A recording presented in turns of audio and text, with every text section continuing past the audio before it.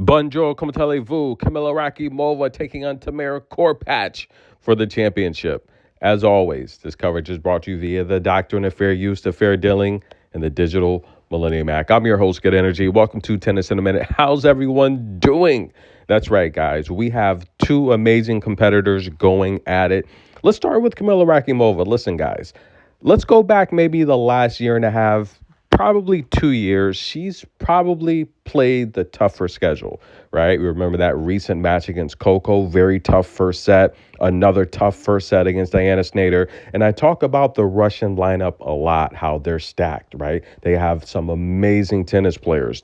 However, we'll probably say the Americans are producing the best female tennis players right now, stacked in the top 10, top 20.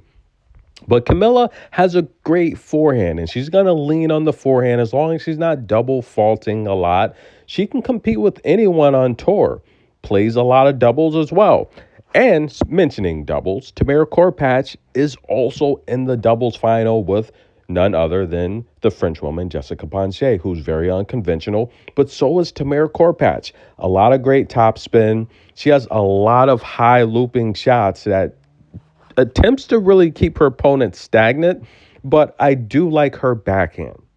Tamara, her bread and butter is going to be the backhand when she's attacking. And I say it all the time.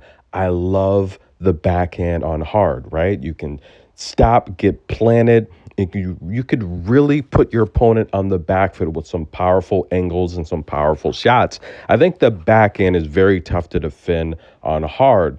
However, you have those players like Kamilla who love to stretch the court with their forehand. And when we're comparing backhands to forehands, I like to think of it like, let's take a look at basketball, like the NBA, right? You have those old school players like Charles Barkley, very strong. When he would go in to slam the ball, he'd go in with like two hands, right? Like a very strong tomahawk type of dunk, right? That's very powerful. That's your backhand. Very tough to defend someone coming into the lane with that. But then you also have those players like Jordan or Vince Carter or LeBron James or Kobe Bryant that would come in to the lane and dunk with their right hand, right? That's your forehand, right? That one-handed dunker, also very powerful.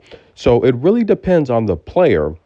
But my personal preference, I like the players that show dominant backhands on hard, because I think, again, like that two-handed tomahawk slam, like a Barkley, like a powerful, aggressive dunker, it's very tough to stop. You're not going to block that. You could block a one-handed slam. You're not blocking a two-handed slam. You're just not, because it's a lot more composure. The player, the opponent's gathering themselves. A lot of times you're going up on both of their feet, so they're using their core, their base, the strength in their legs, and it's just extending from their 2 feet all the way up to their two hands, flushing it through the basket. That's kind of like a backhand, right? You're stopped, you're planted, you're guiding the ball with a lot more force, strength, and accuracy, and it's very tough for your opponent to defend. So I do like Tamara's backhand, but the problem here is Kamilla's in very, very good shape. Tamara, over the last couple years since winning Romania, hasn't really been at the level she should be. But I do think this is a great opportunity to propel her into the 26th season, because I do think I think she's a top 60 player. But I also think Kamilla's a top 60 player. So very good matchup here. And by the way, who's keeping statistics as Kamilla takes the first set? She gets the break. But listen, guys, it says Tamara's 0 for 4 on breakpoint opportunities.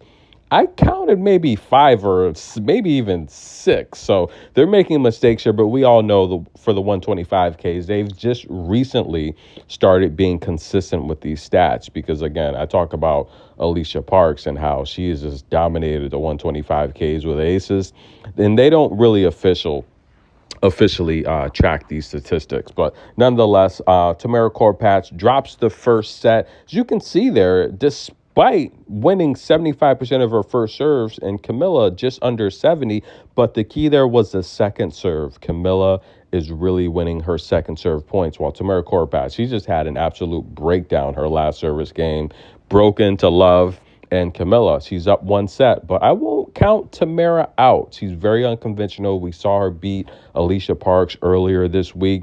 Again, she has very good variety.